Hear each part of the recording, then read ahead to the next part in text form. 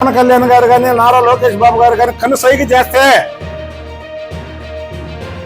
వీళ్ళందరూ ఉండగలరా? ఇవాళ ఈ రాష్ట్రంలో కాదు, ఈ భూమి మీద ఉండగలరా? వాళ్ళది ఆ సిద్ధాంతం కాదు, దెబ్బకి దెబ్బ అనే సిద్ధాంతం కాదు వాళ్ళే. కాబట్టికే ఓర్పుగా ఉన్నారు అందరూ. దాన్ని నువ్వు ఢిల్లీలో అర్చుల్లో ప్రెస్ మీట్ పెట్టి ఏదో జరిగిపోతుంది ఇక్కడ రాష్ట్రంలో అని చెప్తావేంటి? ఏం జరుగుతుంది, ఏం జరిగింది చెప్పండి. నిన్న పక్క చంద్రబాబు నాయుడు గారి ప్రమాణ స్వీకారం భారతదేశంలో ఏ ముఖ్యమంత్రికి జరగనంత ఘనంగా జరిగింది. దాన్ని పక్కదారి పట్టియడం కోసం మీరు నిన్న ప్రెస్ మీట్ పెట్టారు. జగన్మోహన్ రెడ్డి కూడా ప్రమాణ స్వీకారం చేశాడు ఈ రాష్ట్రంలో ముఖ్యమంత్రిగా. అలా ప్రజలందరూ బందిపోటు దొంగలు ప్రమాణ స్వీకారం చేస్తున్నారని టీవీలో ఆఫీసారు. ఇవాళ రాష్ట్రంలో ఎక్కడ చూస్తున్నా ఎల్ఈడీలు. ఉదయం 8 గంటల నుంచి విజయవాడ అంతా స్తంభించిపోయింది. టీవీల ముందు ఇళ్లలో మనుషులు. అంటే ఒక మహానాయకుడు ప్రమాణ స్వీకారం చేస్తే ఎలా ఉంటుందో ప్రజలు చూశారు నిన్న. ఆ టైంలో మీరు అక్కడ ప్రెస్ మీట్.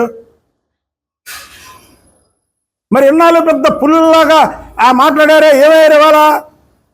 పిల్లుల్లా మాట్లాడుతున్నారండి ఇవాళ. రాజ్యాంగ వ్యవస్థలు ఏమైపోయినాయి, చట్టాలు ఏమైపోయినాయి, న్యాయాలు ఏమైపోయినాయి, పోలీసులు ఏమైపోయారు? ఈ పోలీసులు పెట్టుకునే కదా ఈ పిల్లి వల్లభనేని వంశీ చంద్రబాబు గారి కుటుంబం మీద అవాకులు చవాకులు పేలితే 4+4 గన్మెన్లు. దేవినేని అవినాష్ ఇంటి మీద దాడి చేస్తే 2+2 గన్మెన్లు. మేము ఇంతవరకు మా గన్మెన్లు మేము తీసుకోలేదే. అంటే ప్రభుత్వం ఉంటే పులుల్లో వేషం కడతారా?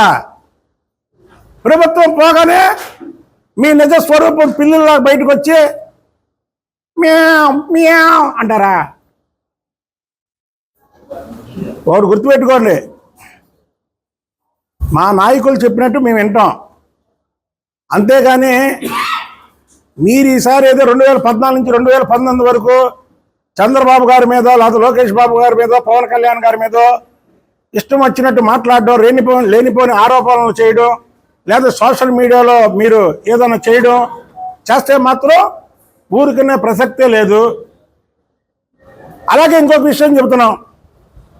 వల్లభనేని వంశీ అనే ఓటు మాత్రం వాడు మాట్లాడకూడనే మాట మాట్లాడాడు. వాడిని మాత్రం క్షమించే పరిస్థితే లేదు ప్రజలు. ఏడే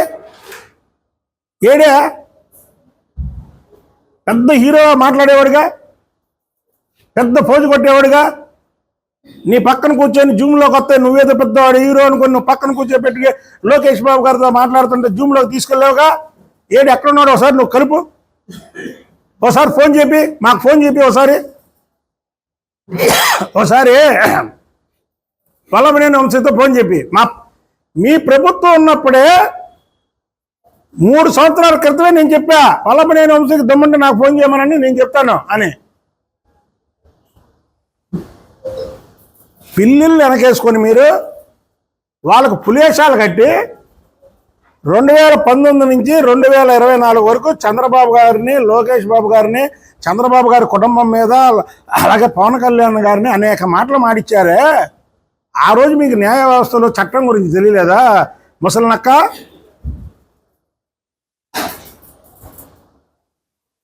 నువ్వు ఇవాళ మాట్లాడుతున్నావు.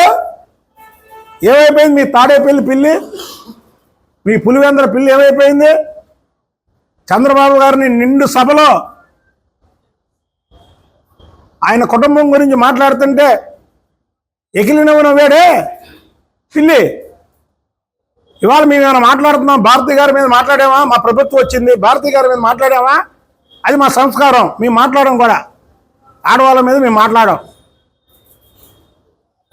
ఆ రోజు నిండు సభలో చంద్రబాబు గారిని ఏడిపించి దడే చంద్రబాబు గారు శపథం చేశాడు లోపల. మీరు చేసిన అవమానానికి మళ్ళీ నేను ముఖ్యమంత్రిగానే అడుగు పెడతానని. మళ్ళీ ముఖ్యమంత్రిగానే అడుగు పెడుతున్నాడు చంద్రబాబు నాయుడు. అదే చంద్రబాబు నాయుడు గారి సత్తా. ఇవాళ నువ్వు ముసలి కన్నీరు కరుస్తుంటే ఎవరు దాన్ని క్షమించరు. విజయసాయిరెడ్డి, నువ్వు ఒక నక్కవి, నువ్వు ఒక శకునివి. మొత్తం మిమ్మల్ని చట్టపరంగానే శిక్షిస్తారు. వల్లభనేని వంశీ వాడొక లుచ్చ. తెలుగుదేశం పార్టీలో 2 సార్లు గెలిచి మీరెక్కడ చంపేస్తారో అని భయపడి, వాళ్ళ ఆస్తులు ఎక్కడ కాజేస్తారో అని భయపడి పారిపోయి మీ చెంతం చేరి మీ మెప్పు కోసం చంద్రబాబు నాయుడు గారి కుటుంబం మీద అవాకులు చవాకులు తేలితే అరే ఇది తప్పు అని ఖండించారా? అసలు విజయసాయిరెడ్డి నీకే అర్హత ఉంది లేఖ రాయడానికి? నీ ఇంట్లో నీ పక్కన కొడాలి నాని అనే ఒక పిల్లి, వల్లభనేని వంశీ అనే ఇంకో పిల్లి, ఈ 2 పిల్లిలు అటు ఇటు కూర్చొని లోకేష్ బాబు గారు ఏదైతే విద్యార్థులతో జూమ్ మీటింగ్ నిర్వహిస్తే ఆ జూమ్ మీటింగ్లో నీ సారథ్యంలో ఈ కొడాలి నాని వల్లభనేని వంశీ జూమ్ మీటింగ్లోకి వస్తే ఖండించలేదే? ఇవాళేమో రాజ్యాంగాలు ఎక్కడున్నాయి, లా అండ్ ఆర్డర్ ఎక్కడ ఉంది అని మాట్లాడుతున్నాడు ఈ కొడాలి నాని. అరే ఒక్కరోజుకైనా, ఒక్కరోజుకి ఎలాగైతే ఎలాగయా? మేము పోరాటం చేయలే ప్రతిపక్షంలో మా మీద దాడి జరగలేదే? పిన్నెల్లి రామకృష్ణారెడ్డి మాటల్లో దాడి చేయించాడే, మేము భయపడలేదే? అయినా అసలు నీ మీద దాడి ఎక్కడైనా జరిగిందా? మేము దాడులు చేయమని ఎవరికీ చెప్పట్లేదు. దాడుల్ని మా పార్టీ నాయకులే దాడులు చేయొద్దని చెప్పారు. ఈ రాష్ట్రంలో ఏదో అయిపోతుందని కేంద్రానికి చూపించడం కోసం ఈ ముసలి నక్క విజయసాయిరెడ్డి పక్కన ఒక 2-3 ఎంపీలు చోటా మోటా ఎంపీలు వేసుకొని రాష్ట్రంలో ఏదో జరిగిపోతుందని రాష్ట్రానికి చూపించడం కోసం ఒక ప్రెస్ మీట్ పెట్టాడు నిన్న. చెప్పండి, ఫలానా నాయకుడి మీద దాడి జరిగిందని ఏదో ఆవేశంలో అవాళ ఉత్సవంలో చిన్న ఏదో సంఘటనలు జరిగినాయి, దాన్ని అంతటితో కట్ అయిపోయింది. మరి లోకేష్ బాబు గారి మీద జూమ్ మీటింగ్లో ఈ పిల్లి వల్లభనేని వంశీ వచ్చి మాట్లాడితే నీ ఇంట్లో నువ్వు మాట్లాడిస్తే రావచ్చా? ఇప్పుడు లోకేష్ బాబు గారు ఇప్పుడు మాట్లాడతాడు జూమ్ మీటింగ్లో, నువ్వు నీ పిల్లి కొడాలి నాని ఇంకో పిల్లి వల్లభనేని వంశీని అటు ఇటు పెట్టుకొని ఇప్పుడు రండి మాట్లాడండి. అంటే ప్రభుత్వం ఉంటే ఒకలాగా, ప్రభుత్వం లేకపోతే ఇంకొకలాగా. మీరే ధైర్యవంతులే. ప్రభుత్వం ఉన్నా లేకపోయినా పోరాటం చేయాలా?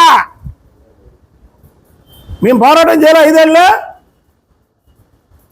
పిల్లిలా మాట్లాడతారు. అసలు మీ మీద ఏ సంఘటనలు జరగకుండా పిల్లిలా మాట్లాడతారు. చంద్రబాబు నాయుడు గారికి అన్నీ రుద్దుతారు.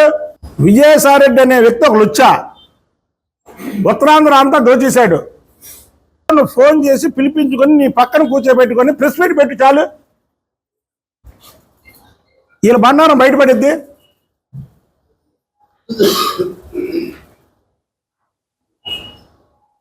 కాబట్టి మేము ఒకటే చెప్తున్నాం విజయసాయిరెడ్డికి, నువ్వు ముసలి నక్కవి, శకునివి, మీ ఆటలకి ఈ రాష్ట్రంలో సాగవు.